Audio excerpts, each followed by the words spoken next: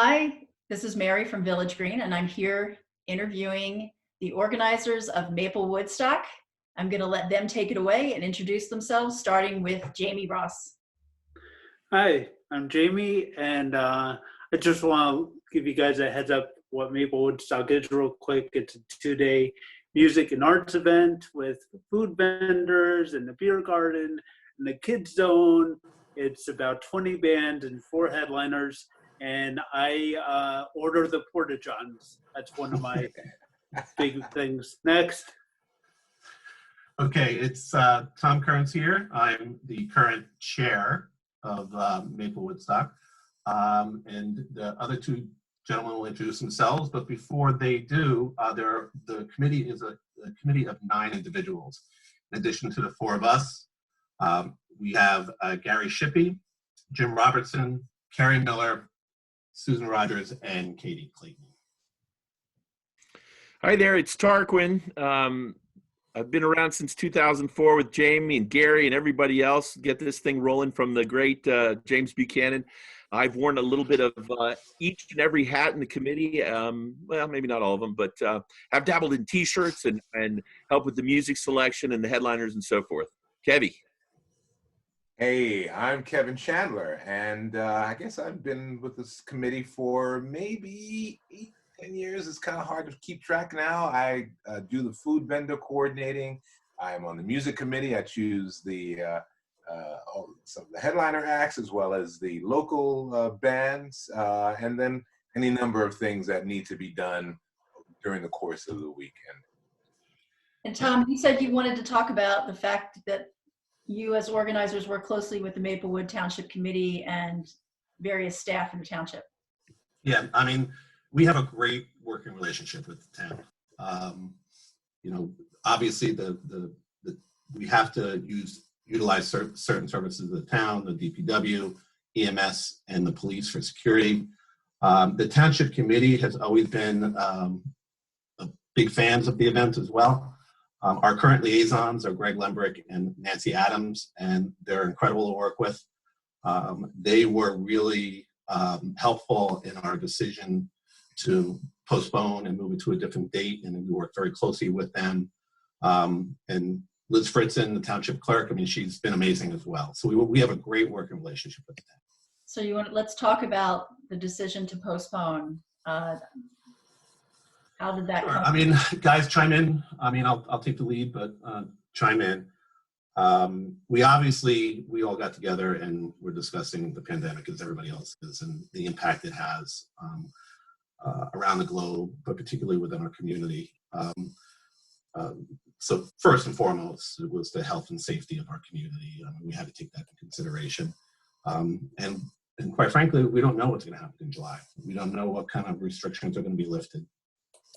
So we all got together and worked with the town to try to come up with a future date.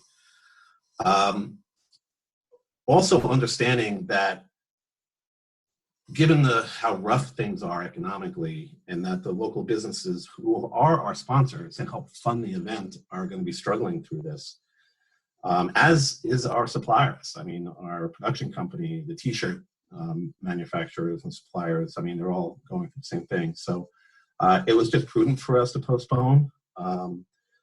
And we postponed thinking that we can put on the best event with limited resources. So Tarquin, can you talk about how it's going to look different in October? We're still going to be dealing with this pandemic without a vaccine. Are there going to be changes to how the event takes place? Well, other than the weather change, which hopefully we can stave off any potential hurricanes and whatnot, it's going to be a little cooler, hopefully, and a little more shade. But other than that, we want to keep the momentum of what we've had going and keep those 2 days pretty much the same. There's going to be some minor adjustments.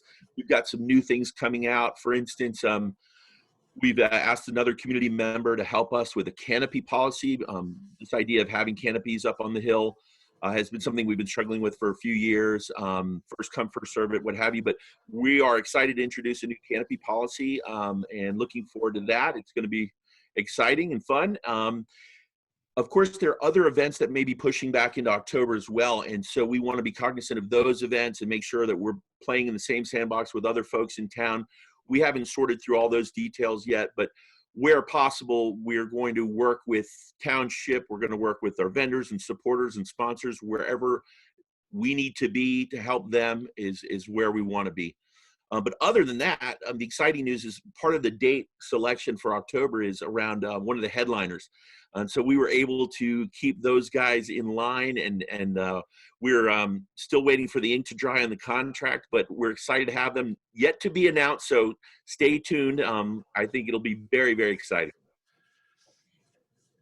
And Mary, regarding your question about the possibility of, the virus still being around in the fall and October. So we obviously have that in mind as well. And we will be working very closely with the township, with the health officials. We'll obviously be quite aware of what's going on. Even if social distancing and the restriction on gathering is lifted, we do recognize that there might be some anxiety around people getting together. All of that's going to be taken into consideration. This is not a set in stone. If we need to be flexible, we'll be flexible. Whether that means moving it again, whether that means canceling, possibly doing something completely different, those things are all on the table. But we wanted to actually pick a date and actually do something that would, one, we have to because there's a lot of planning that goes involved. But we wanted to keep people give a date that people can look forward to. So even if there can't be large-scale gatherings come October, there's a possibility where there's a performance, but everybody stays at home and watches virtually in the town, or everything's on the table. Everything's on the table. You're going to get creative. As long as you'll be performing with us, Mary. Yeah. I will bring my ukulele.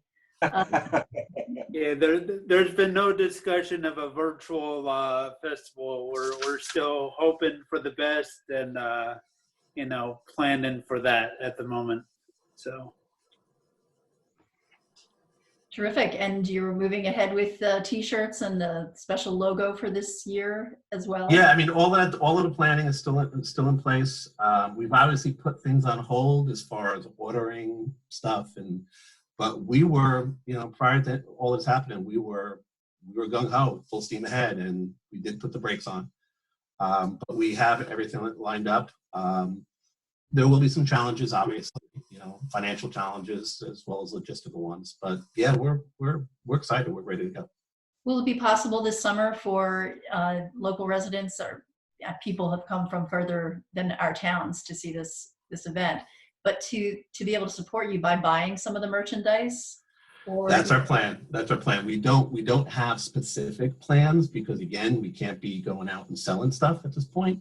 But as we were talking about, putting once we have it, putting online and getting people, and we will be going out and asking the public for some help as well. Just as an example of that, I mean, we've always counted on Mayfest being a great community event for which we could announce our headliners and sell T-shirts, and I think we do about 50% of our sales, maybe 40% of our T-shirt sales at Mayfest through the rest of the until July. I think that's about right? Yeah. And in addition, we're going to have to retool and kind of rework sales of merchandising, but hopefully that all contributes to the coffers, right? We are. are you still looking for sponsors? Absolutely. If somebody wants to be a sponsor, how can they reach you? They can go to the website, and there's an email link that they can actually go to, info@maplewoodstock.com, or they can contact me, KearnsT@comcast.net. And that website one more time, Jamie, that website one more time is? Maplewoodstock.com. I think Kevin had something he wanted to add. He popped up. Yeah, I was just going to add in terms of the sales opportunities. We always stand outside of King's in Maplewood Village as well. So oftentimes, so we're looking forward actually to being able to do that once we're actually out and about and people are able to be out there since we will unfortunately miss the Mayfest opportunity. We're looking forward to doing other sales of T-shirts and other Maplewood stock swag. That sounds great. Yeah. All right, I think we have really covered this very well. You guys have kept it together and got your information out there in a fast and understandable way. Anything else to add? I'll run Just through. want to I just want to thank the public for the reaction to the postponement. It's been extremely positive. For all of the social media posts, and Village Green put thank you, Mary, for posting the announcement, and really all of the reactions from the public have been phenomenal. So thank you to our community. Yes. Okay. All right. Well, I'm going to thank you, organizers, for having the time to meet with me and talk today. And we're going to sign off now. Thank you. Pleasure. Okay, thank you. See you